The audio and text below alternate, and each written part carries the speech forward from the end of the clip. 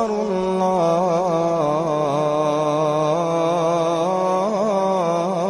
الله أكبر بسم الله الرحمن الرحيم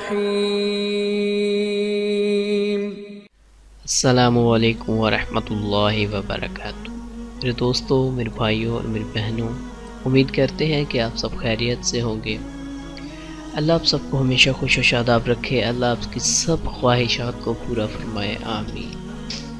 دوستوں، آج کی اس ویڈیو میں آپ کے لیے بہت ہی زیادہ اثر رکھنے والا عمل لے کر آیا ہوں۔ یقین کریں کہ آج کا جو عمل ہے بہت ہی زیادہ تاثیر رکھنے والا ہے۔ اس عمل کو آپ کریں گے تو انشاءاللہ آپ کو ہر مقصد میں کامیابی ملے گی، آپ جس مقصد کے لیے بھی کریں گے۔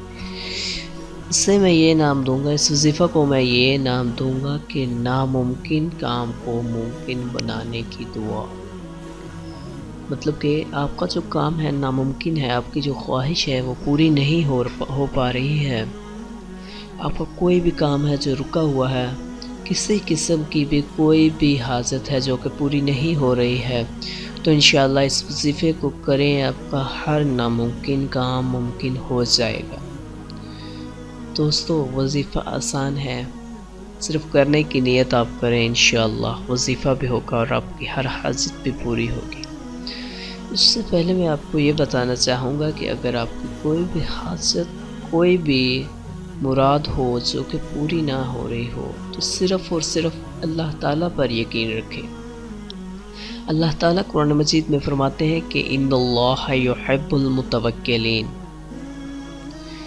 کہ جو مجھ پر بھروسہ کرتا ہے، مطلب کہ اللہ تعالیٰ پر بھروسہ کرنے والوں سے اللہ تعالیٰ محبت کرتے ہیں، تو صرف اللہ تعالیٰ پر یقین رکھیں۔ دیکھیں، ہماری زندگی میں بہت سے اتار چڑھاؤ آتے ہیں۔ اگر ہم اپنی زندگی میں کسی کو یہ کہیں نا کہ یار میرا یہ کام بھی تم کرو، یہ بھی تم کر دو، یہ بھی تم کر دو، یہ بھی تم کر دو، تو وہ ہمیں کیا کہتا ہے؟ جسے ہم کہیں کہ اتنے سارے میں کام اکیلے کروں، میں تو نہیں کروں گا۔ لیکن اللہ تعالیٰ، جب ہم اللہ تعالیٰ کو یہ کہتے ہیں کہ یا اللہ یہ کام مجھ سے نہیں ہو رہا ہے، میں اس قابل نہیں ہوں، تو آپ میرا یہ کام کر دو، تو اللہ تعالیٰ کو اتنا پسند آتا ہے یہ کہ آپ کی سب مشکلات دور کر دیتے ہیں۔ جب اللہ تعالیٰ کو ہم یہ کہتے ہیں کہ یا اللہ میں نے یہ تجھ پہ چھوڑا، میں نے یہ اپنا کام تجھ پہ چھوڑا، میں اس قابل نہیں ہوں، تو یقین جانیے اللہ تعالیٰ آپ کو اس مشکل سے ایسے نکال دیتے ہیں، آپ کو پتہ بھی نہیں چلتا ہے۔ تو چلتے ہیں وظیفے کی طرف۔ وظیفہ دوستو، یہ جو وظیفہ ہے یہ آپ کی ہر حاجت، ہر خواہش، ہر مراد کو پورا کرنے کے لیے، آپ جس خواہش کے لیے بھی اس عمل کو کریں گے انشاءاللہ، جائز حاجت، ہر جائز حاجت کے لیے آپ جس حاجت کے لیے بھی کریں گے انشاءاللہ ضرور پوری ہوگی۔ جیسے کہ میں نے پہلے کہا کہ ہر ناممکن کو ممکن بنانے کی دعا ہے، تو چلیے میں وظیفہ شروع کرتا ہوں، وظیفے کی طرف چلتے ہیں۔ وظیفہ یہ ہے کہ آپ نے کسی بھی روز، کسی بھی وقت اس عمل کو کر سکتے ہیں۔ آپ کسی بھی روز اور کسی بھی وقت اس عمل کو کر سکتے ہیں۔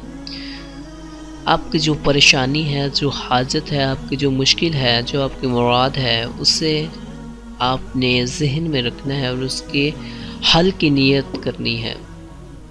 اپنی پریشانی، اپنی حاجت، اس کے حل کی نیت کرنی ہے۔ اس کے بعد آپ نے دو رکعت نماز الگ الگ سلام کے ساتھ ادا کرنی ہے۔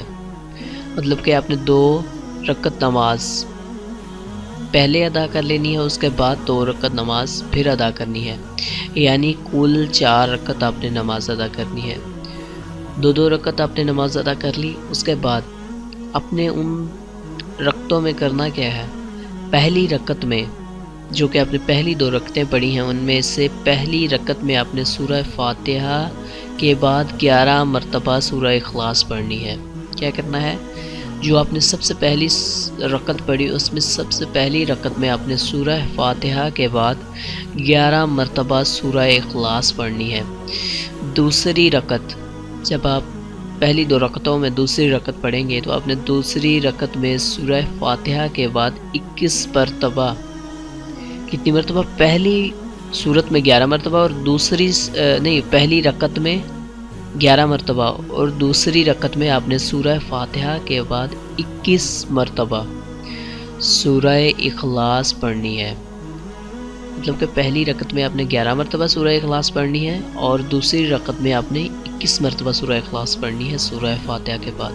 آپ کی 2 رکعتیں مکمل ہو گئی۔ اس کے بعد آپ نے تیسری رکعت میں سورہ فاتحہ کے بعد 31 مرتبہ سورہ اخلاص پڑھنی ہے۔ تیسری رکعت میں سورہ فاتحہ کے بعد آپ نے 31 مرتبہ 31 ٹائمز 31 مرتبہ آپ نے سورہ اخلاص پڑھنی ہے۔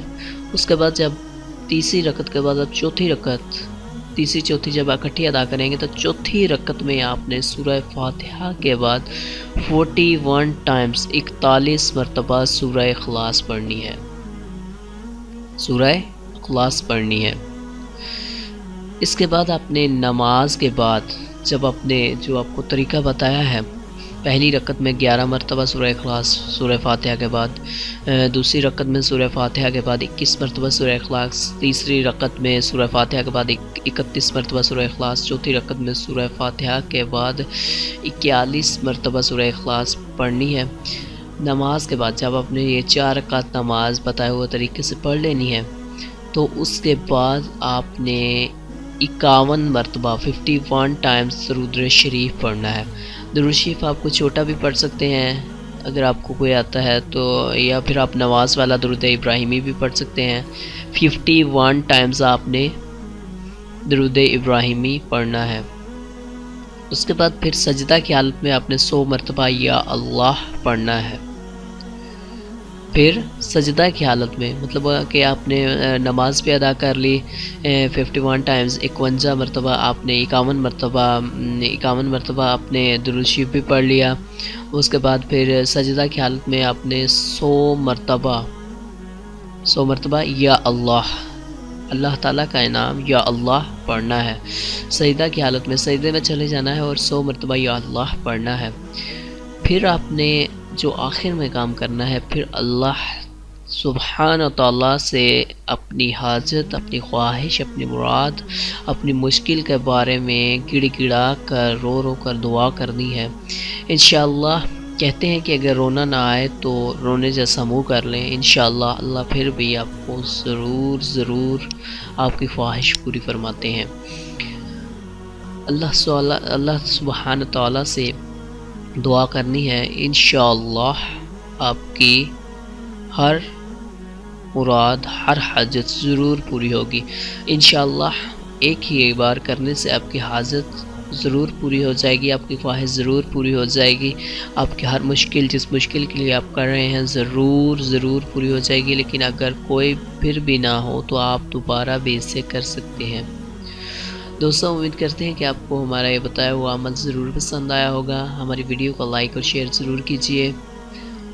جزاک اللہ۔ السلام علیکم ورحمۃ اللہ وبرکاتہ۔